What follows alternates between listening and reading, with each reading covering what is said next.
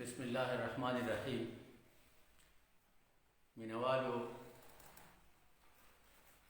سلام منظور کړئ. په خپل کې ډېر کاڼي پراته وي، خلک په سیر پسې ملکونه لټوي نه. نن ستاسو سره په پوخ تنقید یعنې کلاسیک باندې خبره کوم. کلاسیک ته ما پوخ تنقید ویلي دي، د اسانۍ دپاره ما دې ته پوخ تنقید نوم ورکړی دی. کلاس ته انګلیش لفظ دی د انګریزي ژبې، او په انګریزي ژبه کې پوخ تنقید ته کلاسیک وایي. په انګریزي لغت کې کلاس چې کوم دی دا د رتبې دپاره، د ذات دپاره، د قسم دپاره یا د جماعت په معنی کې هم استعمالیږي. درجه بندي کول هم د کلاس په معنی اخیستی شي چې دا فرست کلاس، سیکنډ کلاس، تھرډ کلاس، فورث، دا کلاسونه چې کوم دي دا په دې کې ته درجه بندي چې کومه ده دا هم د کلاس په دغه باندې په معنو کې راځي او په دغه کې استعمالولی شي. د لوړې درجې د مصنف دپاره هم د کلاس لفظ استعمال شوی دی، او دا کلاس لفظ چې کوم دی دا د مستند معنی هم لري، دا سند یافته معنی لري. دا یو سند دی. کلاس پوخوالی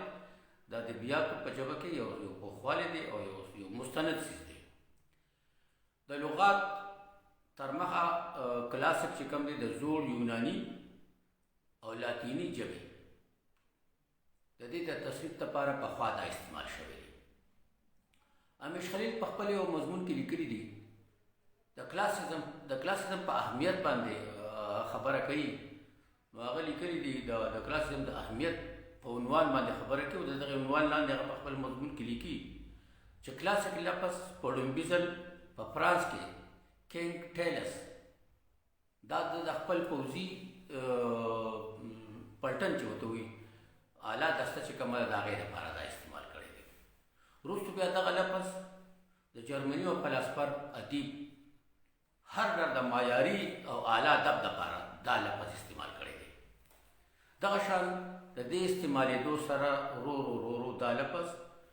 د نړۍ د مختلفو ژبو د معیاري ادب دپاره د کلاسیک او کلاسیکي لفظونو دپاره استعمال کې راوستی شوی دی. صدیق الله رښتین په ادبي مکتبونو مضمون کې لیکي چې کلاسیزم د غربي نړۍ په ادبیاتو کې یو هنري انداز دی.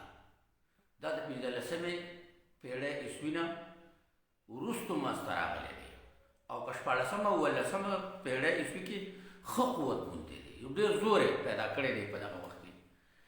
کلاسیکي ادب هغه ته وایي چې یو ښکاره هدف، سپېڅلی رنګ او چوکاټ ولري. د پخواني ادب پیروي د طبیعي مناظرو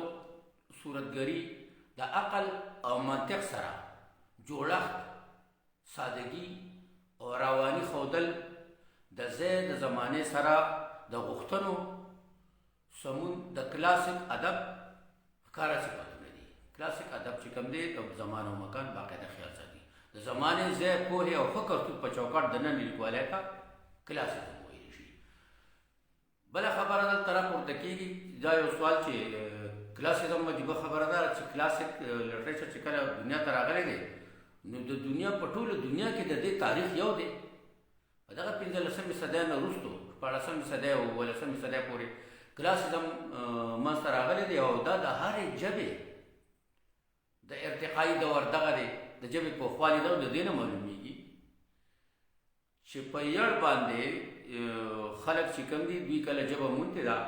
نو دا ژبې یکمشت نږدې جوړې شوي دي. که چېرې دا د یو بل نه په تفاوت کې جوړې شوې نو د ترقۍ کم منازل چې وو د ژبو دپاره د پوخوالي دپاره هغه به جدا جدا زمانه بیا لرلې وه. نو په دې وجه موږ دا وایو چې یاره دا زمانه یوه ده، هر کله چې دنیا د یو شان ترقۍ نه تېرېږي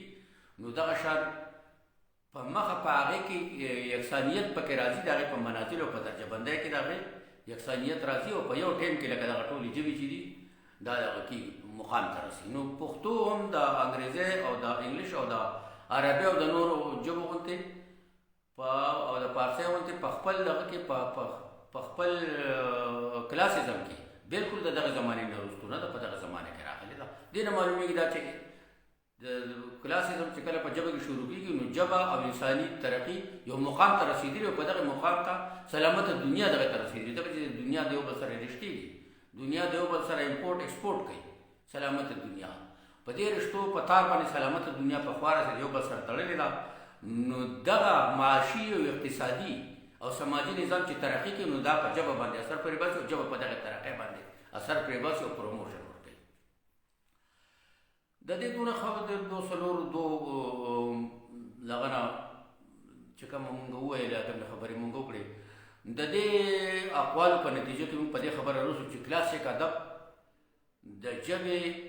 د تاریخ هغه زرین دور دی چې ژبه پکې په هنري علمي زر او زیور باندې اراسته شوې ښایسته شوې او پیراسته شوې د لیکنې انداز چې کوم دی دا پوښ شوی دی په کلاسیک ادب کې د لیکنې انداز چې دی دا پوښ شوی دی نو ځکه ورته پوښ تنقید مونږ وایو په دې پوښ تنقیدي لیک کې تخیلات او تفکرات دواړه ذهن ته په ډېره بې ساختګۍ سره اپیل کوي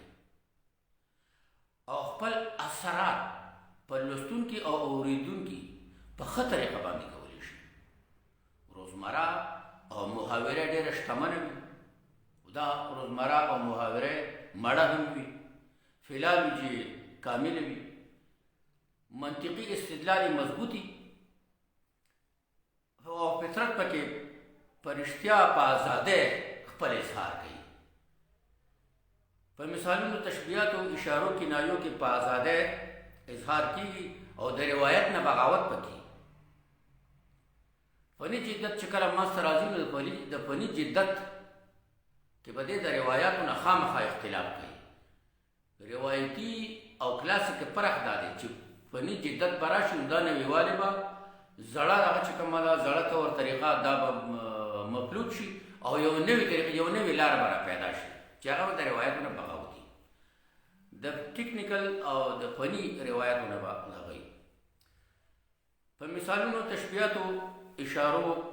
کنایو کې د روایت نه بغاوت او فني جدت چې دی دا په کلاسیزم کې پروت دي په لنډیز لوستو او اورېدو سره په زړه او ذهن اثر کوي او د سړي خیال یوې نوې معنی ته یوې نوې دنیا ته د معنی دپاره سیل لبوځي د دې سره سره علمي تاریخي او روحاني حرارت هم لري د دې پوخ ادبي تنقید نه یو داسې معیار پیدا او متشرح دی چې په ژوند جوړ جوړ اثرات لري او د ګوتې د نیولو ځای پکې نه وي په دغه په خوشحال خان خټک په دغه باندې ډاکټر اقبال نسیم خټک یو کتاب لیکلی دی ډاکټر اقبال نسیم خټک په خوشحال او اقبال چې کوم جمالیاتو باندې خبره کړې ده په دغه کتاب کې دی په یو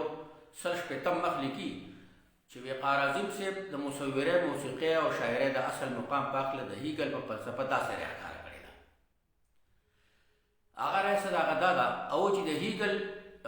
فلسفه چې کومه د فن په ارتقایي منازلو د ذکر پاوان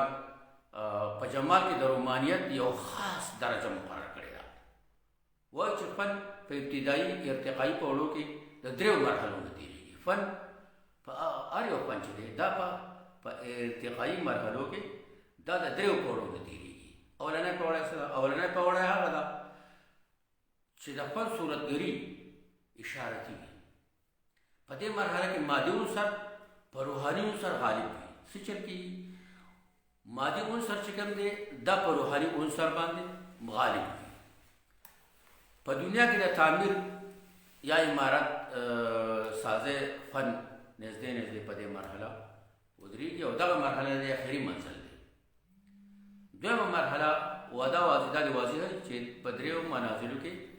یو چې کوم دی نو په هغه دا دی چې مادي عنصر چې کوم دی د دې نه روحاني عنصر د دې ماتحه دي د دې تابع دي دویمه مرحله چې کومه ده هغه دا ده چې دا پیرل شي هغه د کلاسیزم ده د کلاسیزم دویمه مرحله کلاسیزم دی پوخوالی چې کوم دی د ارتقا بله مرحله هغه ده چې کومې ته په اصطلاح کې کلاسیکي مرحله یا منزل ویلی شي فن چې دې مرحلې ته راورسي نو د فن مادي او روحاني عنصر چې کوم دی په دې کې توازن پیدا شي، روحاني او مادي دا دواړه برپیرل شي، دا دواړه متوازن شي، په دې کې متوازن پیدا شي، او د مادې وچ کلک قدرونه چې کوم دي دا د روح د نازکو او لطیفو قدرونو سره هم اهم شي، او په دې کې زیات وقار پیدا شي. د هیګل په نس د دغه منزل د ارتقا غوره نمایندګي د بوتراشي پن کوي. آرټ چې کوم دی دا کلاسیک چې کله آرټ پیدا شو او پیرل شو، روحاني مخکې په ولنه کې مادي عنصر په روح باندې غالب و، اوس روحاني قدرونه او دغه قدرونه پیرل شو، دی بل سره متوازن شو، متوازی شو، نو د مادي قدرونه او روحاني قدرونه د یو بل سره برابر متوازی روان دي. دغه ته کلاسیک ویل شي. د فني درم چې کوم دی د فني کمال د درجې درېمه مرحله چې کومه ده د فنکارۍ هغه سره هغه دا د ترقۍ اوچته درجه ده، اعلی درجه چې کومه ده هغه دا ده چې مادي عنصر د روحاني عنصر تابع شي. په وړاندې کې مادي عنصر غالب په بله کې د روحاني سره پیرلل شو، او په درېیمه کې روحاني عنصر چې کوم دی هغه په مادي عنصر باندې لاګو شو، په هغه د پاسه سبقت وموند. نو دا درېیمه دغه ده، او دا د روحاني عنصر تابع وګرځېد ماده، او د جمال قدرونه چې کوم دي دا د جمال په قدرونو باندې د جمال قدرونه چې کوم دي د جلال په قدرونو باندې غالب شو. دغه قدرونه چې کوم دي دلنواز او دلنشین شو. د فن دغه مقام چې کوم دی دا روحاني منزل دی. دا د کلاسیک نه مخکې تللی دی. کلاسیک یو مقام ته رسېدلی، د کلاسیک نه وروسته بیا رومان راغلی دی. د دې نه معلومېده چې رومان چې کوم دی نو دا بیا د دې نه پس بیا شروع کېږي او یو روماني دور راځي. او خو دا زموږ دلته موضوع دغه نه ده، زموږ موضوع چې کومه ده هغه په دغه د وروسته په دې باندې خبره کېږي چې کله بیا دغه دور نه رومان شروع شي. دا فلحال زموږ موضوع چې کومه د کلاسیک هم دی، موږ په کلاسیک باندې خبره کول غواړو. کلاسیک ادب د ژبې عروج دی. پښتو ژبه ډېره زیاته زړه ده. کلاسیکي معیار ته دا ژبه داسې یو دم نه ده رسېدلې. په یوه خبره، جمله او لفظ زمانې اورېدلي دي. ادبي دنیا د ژوند د مختلفو دورونو نه راتېره شوې ده. ډېر غږونه په قامي سطح مروج شوي دي، بیا ورک شوي دي، او چې حاجت پیدا شوی دی نو بیا په نوي شکل کې لاګو شوي دي. د کلاسیک مکتبه فکر خلک چې دي دا د ډېرو زیاتو تجربو نه تېر شوي دي. د انسان د ذهن ارتقا د دې رفتار ډېر زیات سست دی. د انساني ذهن ارتقا چې کومه ده د دې رفتار ډېر زیات سست دی، او هر څه پکې د معاشي او معاشرتي ضرورتونو او قدرونو د مخه پیدا کېږي. تر څو پورې چې نوي څیز د زوړ څیز نه آساني،